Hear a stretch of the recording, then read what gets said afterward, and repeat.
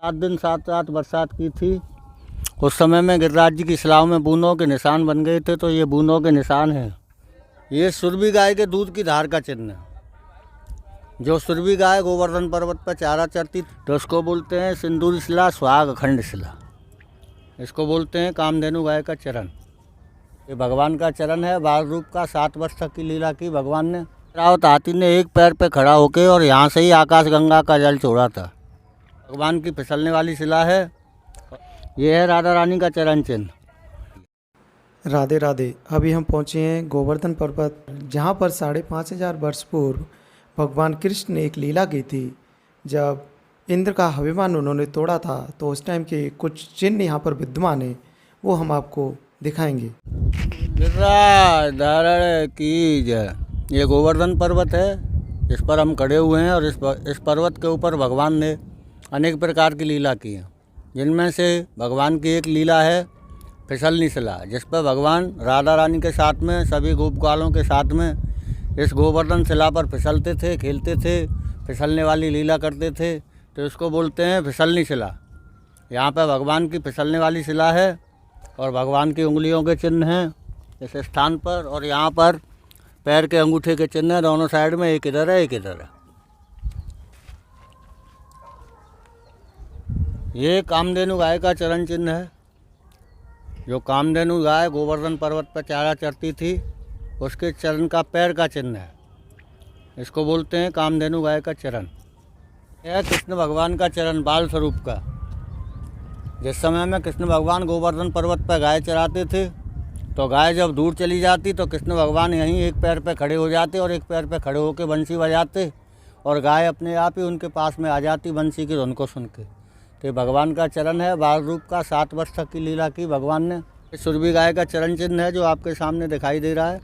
इस सुरभि गाय को इंद्र लेके आया था। उस समय में जिस समय में कृष्ण भगवान ने इंद्र का मान खंडन किया था, गोवर्धन पूजा कराई थी, तो उस समय में इंद्र अपने साथ में सुरभि गाय, ऐरावत हाथी और श्यामकरण घोड़ा 3 चीज़ लेके आया था। यह है माखन मिश्री के दही कटोरे का चिन्ह, जिसमें कृष्ण भगवान माखन मिश्री दूध दही खाते थे उस समय में जब भगवान ने यहाँ पर लीला की। और आज भी मंगला में माखन मिश्री का भोग इसी स्थान पर लगता है। कोई भी भक्त अगर लगवाना चाहता है तो इसको बोलते हैं दही कटोरा, मक्खन कटोरा, दूध कटोरा। ये कृष्ण भगवान और राधा रानी की छवि के दर्शन हैं इस स्थान पर। इधर कृष्ण भगवान है, इधर राधा रानी है। जिस समय में महाराज किया था कृष्ण भगवान ने राधा रानी के साथ में, तो इस शिला के अंदर दोनों महाराज करते हुए दिखाई दे रहे हैं। महाराज की छवि दोनों साथ में इसमें डांस कर रहे हैं, महाराज कर रहे हैं, नृत्य करते हुए दिखाई दे रहे हैं। इधर कृष्ण भगवान, इधर राधा रानी। गोपेश्वर महादेव इनका यहाँ पे गोपी रूप है। जिस समय में महाराज देखने की इच्छा थी इनकी, जो महाराज किया कृष्ण भगवान ने, तो इन्होंने गोपी रूप धारण किया था अपना, और यहाँ से छुप छुप के महाराज देखा था, तो इनका नाम पड़ा था गोपेश्वर महादेव।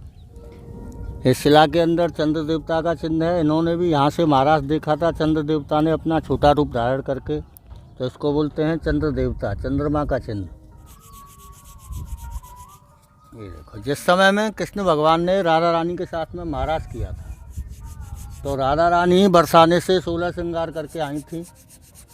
तो उस समय में राधा रानी अपने माथे पे बिंदी लगाना और मांग भरना भूल गई, और भगवान से विनती करने लगी कि प्रभु मेरा श्रृंगार कैसा है, जरा श्रृंगार देखें। तो प्रभु ने देखा श्रृंगार, तो बताया श्रृंगार तो अच्छा है लेकिन अधूरा है। कि प्रभु क्या कमी है कि आपने माथे पे बिंदी नहीं लगाई और मांग नहीं भरी है।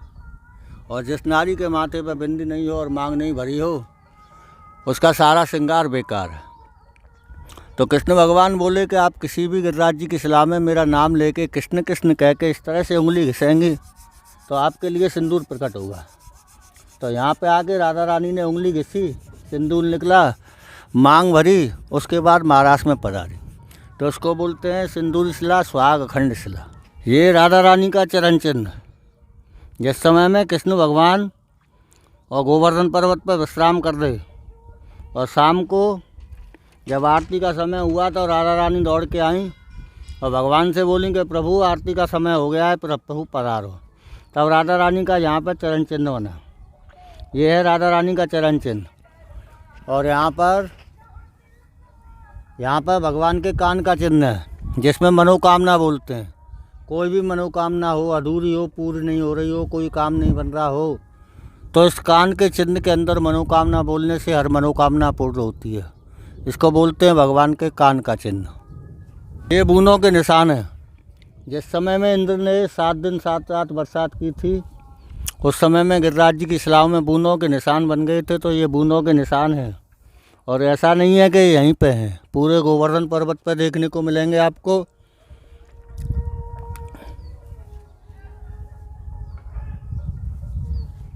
यहाँ से भी ले लेंगे यहाँ पे।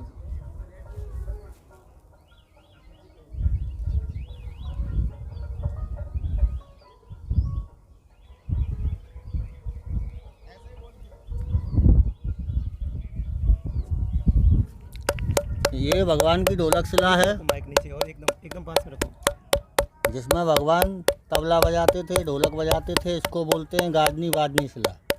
भगवान की तबला शिला, ढोलक शिला। और किसी शिला में आप बजाएंगे तो ये आवाज़ नहीं आएगी, लेकिन आप इसमें बजाएंगे तो तबला की जैसी आवाज़ इसमें से निकलेगी। और आप कहीं भी बजा लेना, वहाँ पर आवाज़ नहीं आएगी। तो ये है भगवान की ढोलक शिला।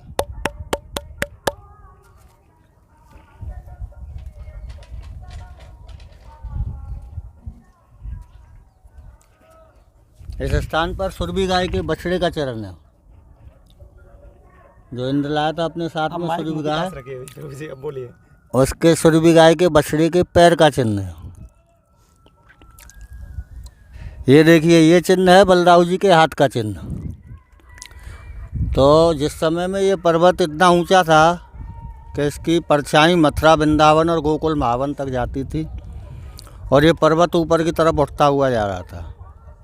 तब ब्रजवासी और जो है बलदाऊ जी से विनती करने के लगे कि प्रभु ये पर्वत इतने ऊपर की तरफ जा रहा है, और जो है गांव वाले आ जा नहीं सकेंगे दोनों साइड में। तो बलदाऊ जी ने अपने हाथ की थाप मारी थी इस समय में इस पर्वत पर। तो उस पर्वत को उसी जगह पर रोका था। तो इसको बोलते हैं बलदाऊ जी का हस्त चिन्ह।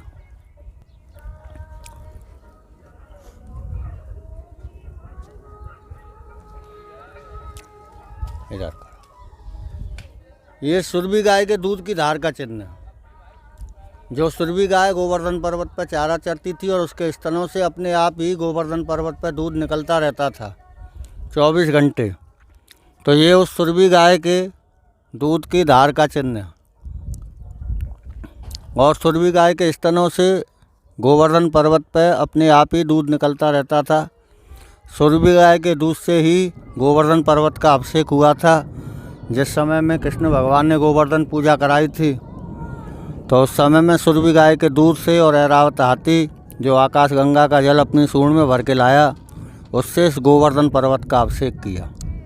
ये इंद्र के घोड़े का पैर का चिन्ह है, श्यामकरण घोड़ा जिसका नाम था।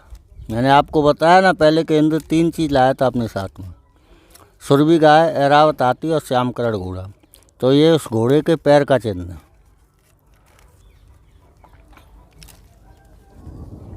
ये है ऐरावत हाथी का चरण चिन्ह।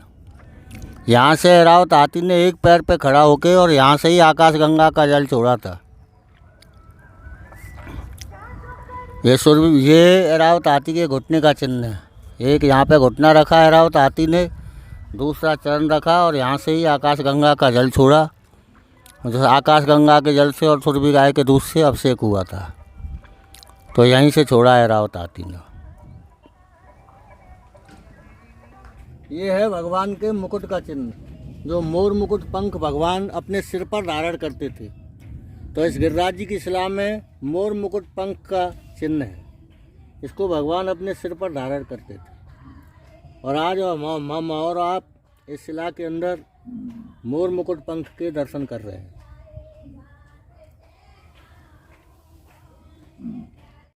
ये जो आप मंदिर देख रहे हैं, ये बलदाऊ जी का मंदिर है, और यहाँ पर बलदाऊ जी का सिंह रूप है।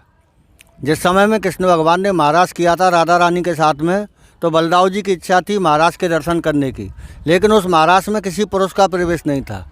और वैसे भी ब्रज में छोटे भाई की पत्नी को बड़ा भाई नहीं देखता है। तो इसलिए बलदाऊ जी ने गोवर्धन पर्वत पर शेर का रूप धारण करके छुप करके बैठ करके महाराज के दर्शन किए। तब इनका नाम पड़ा लुक लुक दाऊ जी, ढोका दाऊ जी, ढोका बलदेव।